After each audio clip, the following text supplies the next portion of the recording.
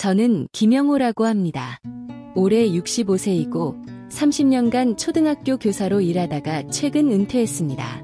25년 전 아내와 이혼한 후 혼자 살고 있으며 자녀는 없습니다. 이혼 당시 우리는 서로의 꿈과 가치가 달라 헤어지기로 했습니다. 그 후로 저는 홀로 사는 삶에 적응했습니다. 제 일상은 소박하고 규칙적입니다. 매일 아침 6시에 일어나 보리차를 마시며 책을 읽습니다. 주로 한국 고전 문학이나 철학 서적을 즐깁니다. 오후에는 동네 공원에서 산책하며 신선한 공기를 마시고 주변 사람들의 일상을 관찰합니다. 일주일에 2~3번은 복지관에서 열리는 바둑클럽에 참가합니다. 바둑은 제게 단순한 게임이 아니라 전략과 인내를 배우는 시간입니다. 클럽 친구들과 대국을 하며 웃고 떠드는 순간이 제게 큰 위안이 됩니다. 교사 시절 아이들을 가르치며 사람들과의 소통을 즐겼지만 은퇴 후 혼자 지내는 시간이 많아지면서 외로움을 느끼기도 합니다. 한국의 중년 남성으로서 가족 중심의 문화를 소중히 여기지만 홀로 보내는 시간도 나름의 평온함이 있다고 믿습니다.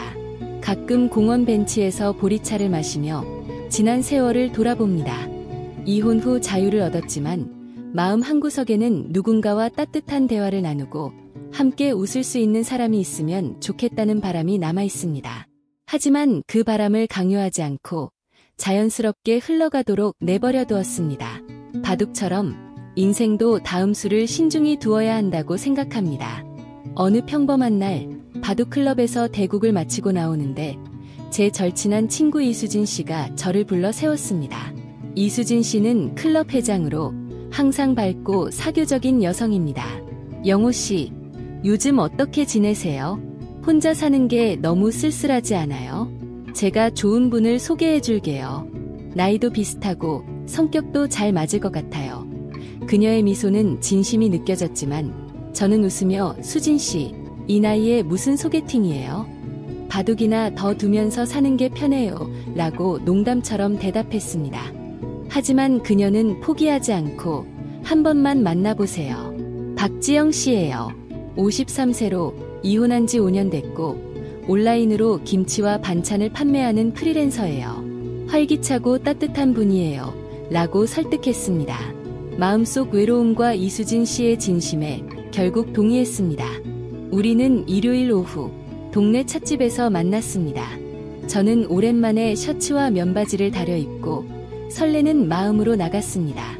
지영 씨가 들어왔을 때 그녀의 단정한 단발머리, 세련된 옷차림, 그리고 환한 미소에 마음이 흔들렸습니다. 영호 씨, 만나서 반갑습니다. 수진 씨가 바둑 고수라고 말씀하시던데 저도 배워보고 싶어요 라고 그녀가 웃으며 인사했습니다.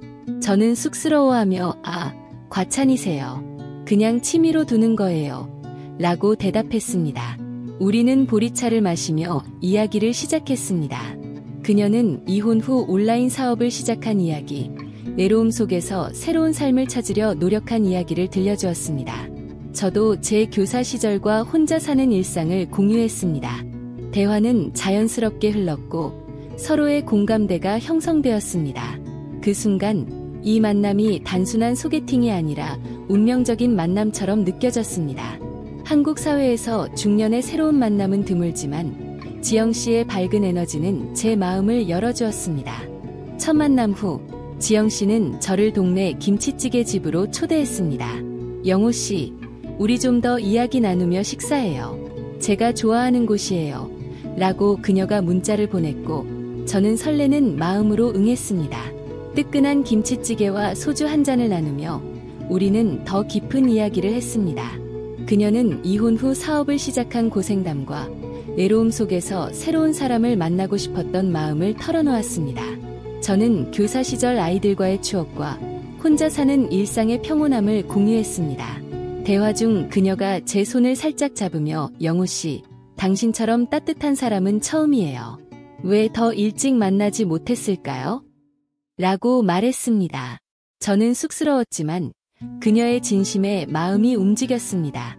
그날 밤 우리는 공원 근처를 산책하며 늦게까지 찻집에서 이야기를 이어갔습니다. 보리차를 마시며 서로의 꿈과 미래를 이야기하다 보니 자연스럽게 가까워졌습니다. 결국 근처 모텔에서 하룻밤을 보냈습니다. 25년 만에 느끼는 여인의 온기는 제게 잊었던 감정을 되살려 주었습니다. 그 후 우리는 매일 전화로 하루를 공유했습니다. 영호 씨, 오늘 바둑은 어땠어요? 라고 그녀가 물으면 저는 웃으며 대답했습니다. 주말에는 함께 시장에 가서 김치 재료를 샀거나 K-드라마를 보며 웃었습니다.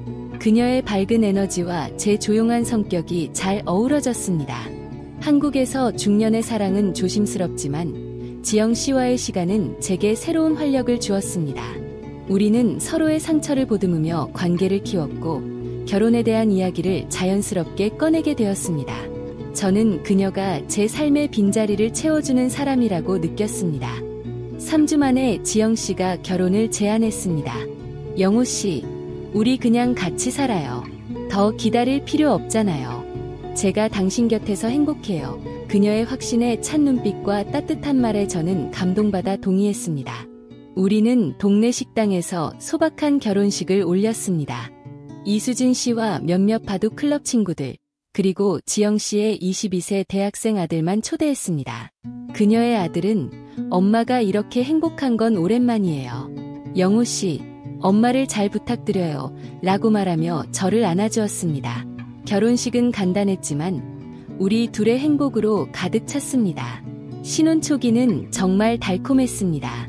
지영 씨는 매일 아침 된장국과 신선한 반찬을 준비해 주었고 저는 그 밥상을 보며 감사함을 느꼈습니다. 저녁이면 함께 K-드라마를 보며 웃거나 바둑을 두며 대화를 나눴습니다. 영호 씨, 오늘 바둑에서 이겼어요? 제게도 가르쳐 주세요. 라고 그녀가 말하면 저는 웃으며 수를 설명했습니다.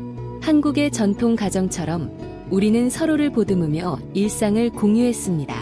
그녀는 제 곁에서 안정감을 느낀다고 했고 저는 25년간의 외로움 끝에 진정한 동반자를 찾았다고 믿었습니다. 주말에는 시장에 가서 김치 재료를 샀거나 공원에서 산책하며 미래를 꿈꿨습니다. 지영 씨의 밝은 웃음은 제 삶에 새로운 빛을 더해주었고 매일 아침 그녀와의 시간이 제게 소중한 선물이 되었습니다. 이 시기, 저는 결혼 생활이 완벽하다고 느꼈습니다. 결혼 2달이 지나면서 저는 점점 무언가 잘못되고 있다는 느낌을 받았습니다. 지영 씨의 정서적이고 신체적인 욕구는 예상보다 강렬했습니다.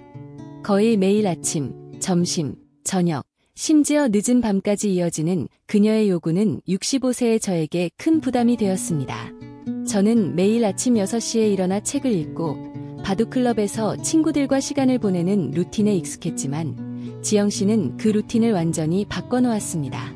한국의 중년 부부라면 서로의 생활 방식을 존중해야 한다고 생각했지만 그녀는 제게 더 많은 시간을 요구했습니다. 한 번은 아침에 일어나자마자 지영 씨가 제 손을 잡으며 다가왔습니다. 영호 씨, 오늘 좀 더 같이 있고 싶어요. 그녀의 목소리는 부드러웠지만 저는 전날 밤 늦게까지 K-드라마를 보며 그녀와 시간을 보낸 터라 피곤이 쌓여 있었습니다. 지영 씨, 나 좀 피곤해.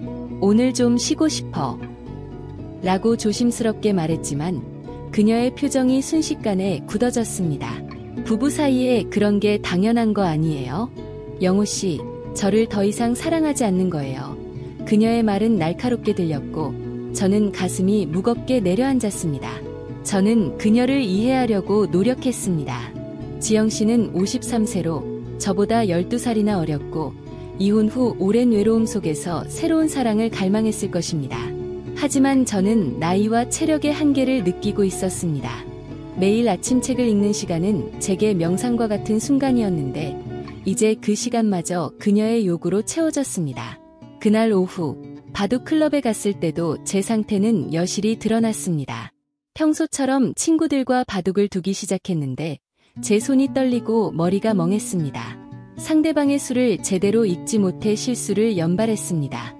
영호 씨, 오늘 왜 그래? 평소 같지 않아. 친구인 최민수 씨가 걱정스레 물었고 저는 그냥 피곤해서 그래 라고 대답했습니다. 하지만 사실은 아침에 지영 씨와 있었던 일이 머릿속을 맴돌았습니다.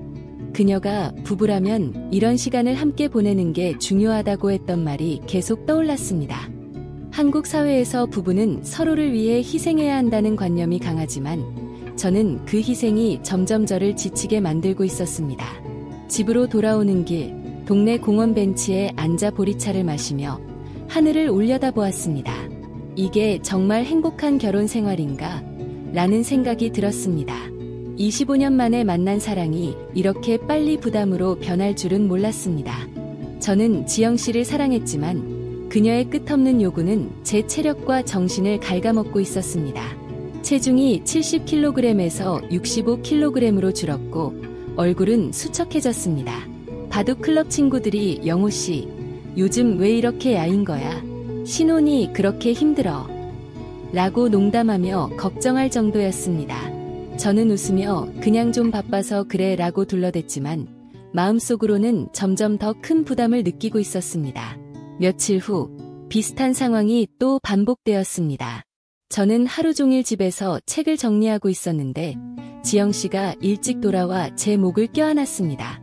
영호 씨, 오늘은 좀 더 특별하게 보내요. 그녀의 미소는 여전히 아름다웠지만 저는 이미 지쳐 있었습니다. 지영 씨, 오늘은 정말 쉬고 싶어. 내일 어때? 라고 제안했지만 그녀는 고개를 저었습니다. 왜 그래요? 제가 매력 없어졌나요? 아니면 다른 여자가 생긴 거예요. 그녀의 말은 농담처럼 들렸지만 눈빛에는 진심이 담겨 있었습니다. 저는 한숨을 쉬며 그런 게 아니야. 그냥 체력이 따라주지 않아 라고 설명했습니다. 하지만 지영 씨는 받아들이지 않았습니다. 영호 씨는 항상 피곤하다고만 해요. 부부라면 서로를 위해 노력해야죠. 그녀의 말에 저는 죄책감을 느꼈습니다. 한국 문화에서는 남편이 아내의 기대를 충족시키는 것이 중요한 덕목으로 여겨지지만 저는 그 기대를 따라갈 수 없었습니다.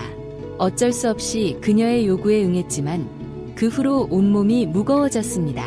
그날 밤 잠을 이루지 못하고 천장을 바라보며 생각했습니다. 왜 우리는 이렇게 다른 걸까? 그녀는 젊고 활기차지만 나는 이미 나이가 들어서. 저는 지영 씨와의 결혼을 후회하지 않았지만 우리의 다른 속도와 욕구가 점점 더 큰 벽이 되고 있음을 느꼈습니다. 지영 씨는 이혼 후 새로운 삶을 꿈꾸며 저를 선택했지만 저는 그녀가 원하는 활력 넘치는 파트너가 될 수 없었습니다. 며칠 후 바둑클럽에서 또 한 번의 사건이 있었습니다.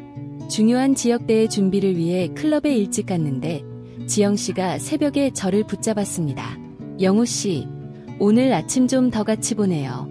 대회는 나중에 해도 되잖아요. 그녀의 목소리는 애교스러웠지만 저는 당황했습니다. 지영 씨, 오늘은 정말 중요한 날이야.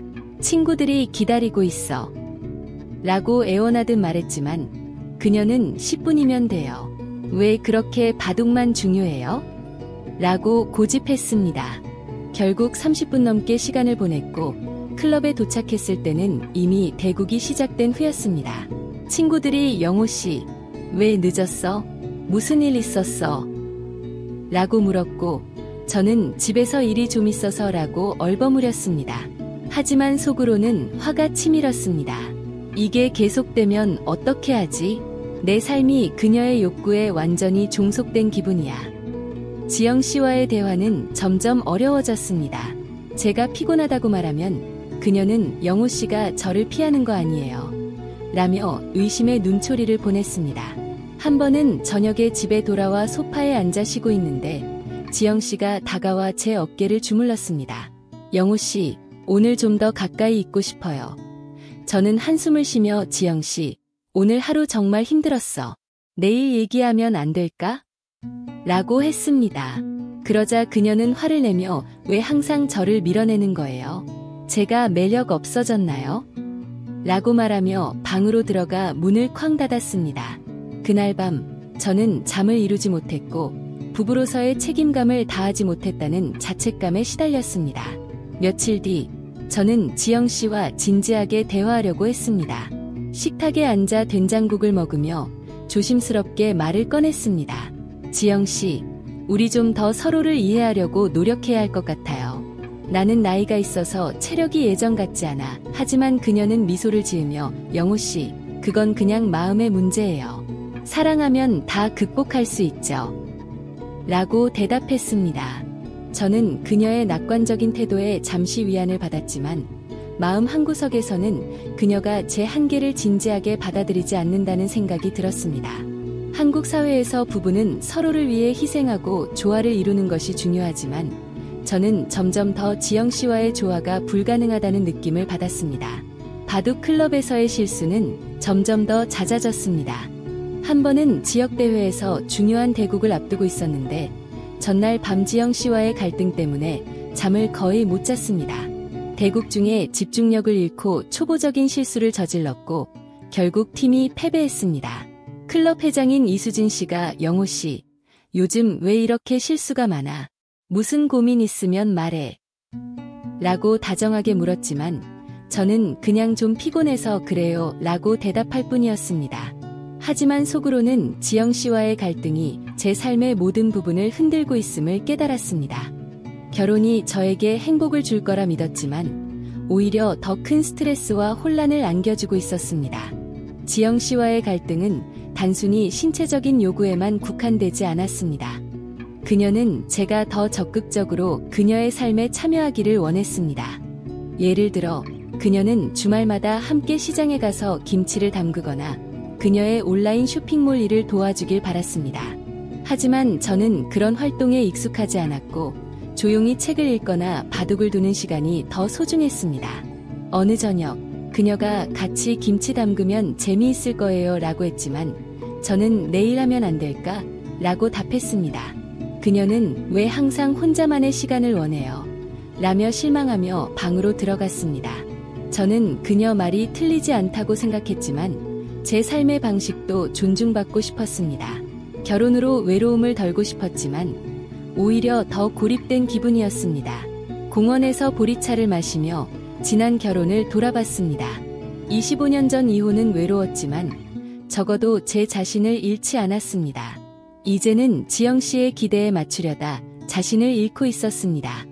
결혼 생활의 균열이 깊어지면서 제 건강은 급속히 악화되었습니다. 매일 아침 일어나는 것조차 버거워졌고 공원 산책조차 피곤하게 느껴졌습니다. 어느 날 새벽 갑자기 가슴이 답답하고 머리가 어지러워 병원을 찾았습니다. 의사는 고혈압과 만성 피로를 진단하며 스트레스와 과도한 신체 활동이 원인입니다. 당분간 휴식을 취하고 부부 관계에서도 무리를 피하세요. 약을 처방하겠지만 생활 습관을 바꾸는 게 더 중요합니다. 라고 조언했습니다. 저는 이 말을 지영 씨에게 솔직히 전했습니다. 지영 씨, 병원에서 고혈압 진단을 받았어. 의사가 쉬라고 하네. 당분간은 관계도 자제하래. 하지만 그녀의 반응은 냉랭했습니다. 정말요? 그냥 피곤해서 그런 거 아니에요? 약 먹고 괜찮아지면 되죠. 그녀의 목소리에는 의심이 섞여 있었고 저는 실망했습니다. 진단서도 받았어. 건강이 우선이야, 지영 씨. 라고 설명했지만 그녀는 영호 씨가 저를 피하려는 핑계 같아요. 사랑하면 그런 것도 극복할 수 있잖아요. 라고 대답했습니다. 그 말에 저는 말문이 막혔습니다. 한국 사회에서 건강은 가족의 안녕과 직결되는데 그녀는 제 상태를 가볍게 여겼습니다. 그날 이후 집안 분위기는 더욱 차가워졌습니다. 지영 씨는 아침에 된장국을 차려주기는 했지만 대화는 줄어들었고 서로 눈길을 피했습니다. 저녁에 K-드라마를 보던 시간도 사라졌고 바둑에 대해 물어보던 그녀의 관심도 없어졌습니다. 저는 점점 더 고립감을 느꼈습니다. 결혼으로 외로움을 해소할 줄 알았는데 오히려 더 깊은 외로움이 밀려왔습니다. 바둑 클럽에서도 제 변화가 드러났습니다. 친구 최민수 씨가 영호 씨, 요즘 왜 이렇게 기운이 없어? 신혼인데도 표정이 어두워라고 걱정스럽게 물었고 저는 그냥 피곤해서 그래 라고 둘러댔습니다. 하지만 실제로는 지영 씨와의 갈등이 제 정신을 갉아먹고 있었습니다. 어느 날 클럽에서 바둑을 두다 보니 손이 떨려 수를 제대로 놓지 못했습니다. 평소라면 쉽게 이겼을 대국에서 패배하고 말았습니다. 클럽 회장 이수진 씨가 영호 씨, 무슨 일 있나 봐요?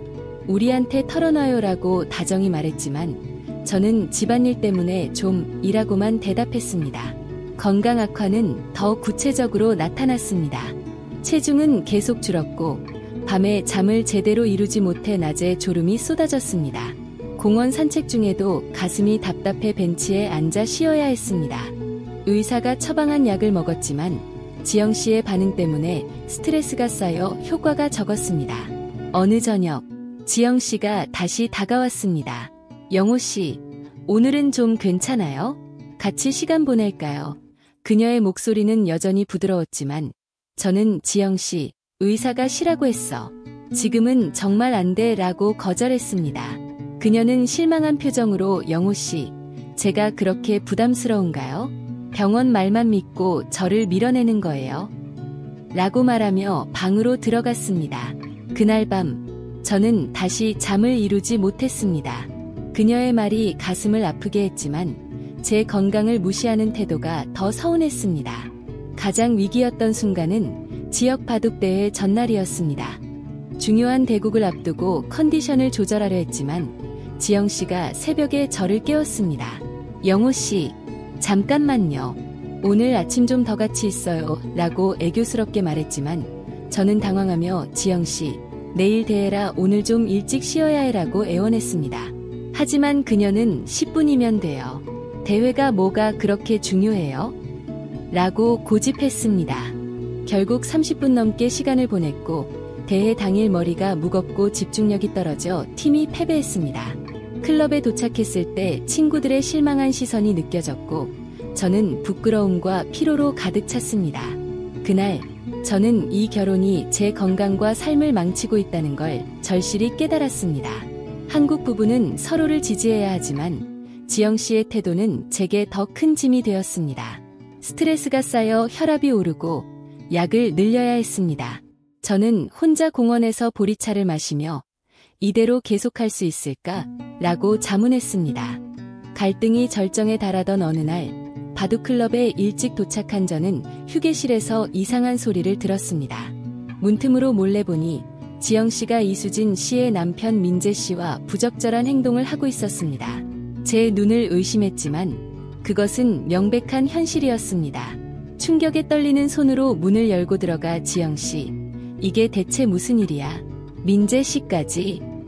라고 소리쳤습니다. 지영 씨는 당황한 기색 없이 옷을 추스르며 영호 씨, 당신 탓이에요. 당신이 내 욕구를 무시하고 피곤하다고만 하니까 내가 외로워서 그런 거예요. 라고 대답했습니다. 그녀는 제가 병원 진단 후 관계를 거절한 지 몇 달째 민재 씨와 만나왔다고 고백했습니다. 민재 씨는 클럽에서 자주 대국하던 친구였고 이수진 씨는 제 소개로 지영 씨를 만난 절친이었습니다. 이 배신은 단순한 외도 이상이었습니다. 한국 사회에서 신뢰와 충성은 부부와 친구 관계의 기반인데 이 모든 게 무너지는 순간이었습니다. 저는 그 자리에서 민재 씨를 노려보며 민재 씨, 이수진 씨가 알면 어떻게 될까요? 라고 물었지만 민재 씨는 고개를 숙인 채 미안해요. 영호 씨, 그냥 실수였어요. 라고 중얼거릴 뿐이었습니다. 지영 씨는 오히려 저를 탓하며 당신이 정상적인 부부 생활을 하지 않았으니까. 나도 사람이에요. 욕구가 있어요. 라고 소리쳤습니다. 저는 가슴이 찢어지는 고통 속에 클럽을 나왔습니다. 집으로 돌아와 홀로 보리차를 마시며 그 광경을 떠올릴 때마다 눈물이 흘렀습니다. 25년 만에 찾은 사랑이 배신으로 끝난다는 게 믿기지 않았습니다. 그날 밤 잠을 이루지 못하고 공원 벤치에서 새벽을 맞았습니다. 지영 씨의 고백이 머릿속을 맴돌았지만 그녀의 변명은 제 상처를 더 키울 뿐이었습니다. 이 사건은 단순한 외도가 아니라 우리의 관계가 이미 파탄났음을 증명했습니다. 한국 문화에서 부부의 충성은 가정의 기반인데 그 기반이 무너진 순간이었습니다. 다음 날 지영 씨를 마주쳤을 때 그녀는 영호 씨, 미안해요. 하지만 당신 탓도 있어요. 라고 말했지만 저는 그만해요. 이제 끝이에요. 라고 대답했습니다. 민재 씨와의 관계가 몇 달째였다는 사실은 제 자존심을 짓밟았습니다. 클럽에서 민재 씨를 다시 만났을 때 저는 피했습니다. 이수진 씨가 모르는 이 비밀은 제게 더 큰 부담이 되었습니다. 이 배신은 제 삶의 모든 부분을 뒤흔들었고 결혼 생활의 끝을 예고했습니다. 배신을 발견한 다음 날 저는 지영 씨에게 이혼을 선언했습니다. 지영 씨, 우리 그만해요. 더 이상 함께할 수 없어요. 그녀는 처음엔 울며 미안해요. 영우 씨 실수였어요. 용서해 줄 수 없어요. 라고 애원했지만 저는 단호히 신뢰가 깨졌어요. 당신의 변명은 더 이상 듣고 싶지 않아요. 라고 대답했습니다. 그녀는 당신이 내 욕구를 무시한 탓도 있어요. 나도 사람인데 라고 소리쳤지만 저는 그건 핑계예요. 부부는 서로를 존중해야 해요. 라고 말하며 서류를 준비했습니다. 이혼 절차는 간단했지만 제 마음은 복잡했습니다. 한국에서 이혼은 여전히 사회적 시선이 따르지만 저는 제 건강과 평화를 우선했습니다. 며칠 후 지영 씨의 아들이 저를 찾아왔습니다. 22세 대학생인 그는 영우 씨, 엄마 때문에 고생 많으셨어요. 엄마는 항상 자기 중심적이에요. 하지만 영우 씨는 정말 좋은 분이셨어요. 제가 본 엄마의 남자 중에 최고예요. 라고 말했습니다. 그의 솔직한 말은 제 상처를 조금 치유했습니다. 그는 엄마가 잘못했어요. 하지만 영우 씨 덕분에 엄마가 잠시 행복했어요. 라고 덧붙였고, 저는 너 같은 아들이 있어서 다행이야 라고 대답했습니다. 이 만남은 제게 결혼의 의미를 다시 생각하게 했습니다. 8개월의 짧은 결혼은 제게 큰 교훈을 남겼습니다. 사랑은 감정뿐 아니라 균형과 존중, 솔직한 소통이 필수입니다. 한국 문화에서 부부는 서로를 위해 헌신하지만 한쪽만 희생하는 관계는 지속될 수 없습니다. 저는 지영 씨의 욕구를 이해하려 했지만 그녀는 제 한계를 무시했습니다. 이 경험은 재혼의 위험성을 깨닫게 했고 나이 든 사랑은 더 신중해야 한다는 교훈을 주었습니다. 저는 지영 씨를 용서했지만 그녀와의 추억은 아픈 교훈으로 남았습니다. 이제는 혼자서도 행복할 수 있다는 자신감을 얻었습니다. 이혼 후 저는 다시 혼자 생활로 돌아왔습니다. 처음 몇 주간은 공허함이 밀려왔지만 곧 익숙한 루틴으로 돌아갔습니다.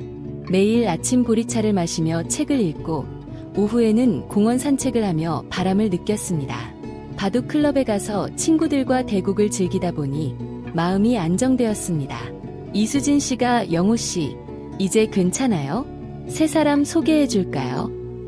라고 물었지만 저는 감사하지만 지금 이대로 만족해요. 혼자서도 행복할 수 있답니다. 라고 미소 지었습니다. 그녀는 민재 씨와의 관계를 용서하고 결혼 생활을 이어갔지만 저는 그들의 선택을 존중하며 제 길을 갔습니다. 바둑클럽에서 민재 씨를 만나도 어색함은 없었습니다. 영우 씨, 미안해요. 실수였어요. 라고 그가 사과했지만 저는 과거는 잊어요. 각자 잘 살아요. 라고 대답했습니다. 이수진 씨는 영우 씨, 당신은 정말 강한 분이에요. 라고 말하며 제 어깨를 두드렸습니다. 이 사건을 통해 사람마다 용서의 기준이 다르다는 걸 배웠습니다. 한국 사회에서 이혼은 여전히 부정적 시선이 있지만 저는 자유를 얻어 더 강해졌습니다. 혼자 사는 삶을 다시 즐기며 저는 많은 것을 깨달았습니다. 결혼은 행복의 전부가 아니며 자신과의 조화가 더 중요합니다. 매일 공원에서 보리차를 마시며 바람을 느끼는 시간이 제게는 치유의 순간이 되었습니다. 바둑을 두며 친구들과 웃을 때 과거의 상처는 점점 희미해졌습니다. 이 경험은 제게 인생의 새로운 장을 열어주었습니다. 이제는 재혼에 대한 환상이 없고 혼자서도 충분히 만족스러운 삶을 살 수 있다는 자신감이 생겼습니다. 중년의 여러분, 제 이야기를 통해 재혼의 교훈을 전하고 싶습니다. 나이 들어 만난 사랑은 아름답지만 신중해야 합니다. 상대방의 성격과 과거를 충분히 알고 서로의 필요와 한계를 솔직히 이야기하세요. 한국 사회에서 부부는 서로를 위해 헌신하지만 그 헌신이 균형을 잃으면 관계는 무너집니다. 저처럼 욕구의 차이로 고통받지 않기 위해 처음부터 깊은 대화를 나누세요. 건강과 정신적 안정이 우선입니다. 혼자 사는 삶도 결코 불행하지 않습니다. 저는 이제 매일 아침 보리차를 마시며 책을 읽고 바둑을 두며 친구들과 웃습니다. 공원에서 바람을 느끼는 시간이 제 행복입니다. 행복은 외부에서 오는 것이 아니라 내면에서 만들어집니다. 재혼을 꿈꾸는 분들께 자신을 잃지 마세요. 조화로운 관계를 찾되 혼자서도 충분히 빛날 수 있습니다. 제 이야기를 들어줘서 감사합니다.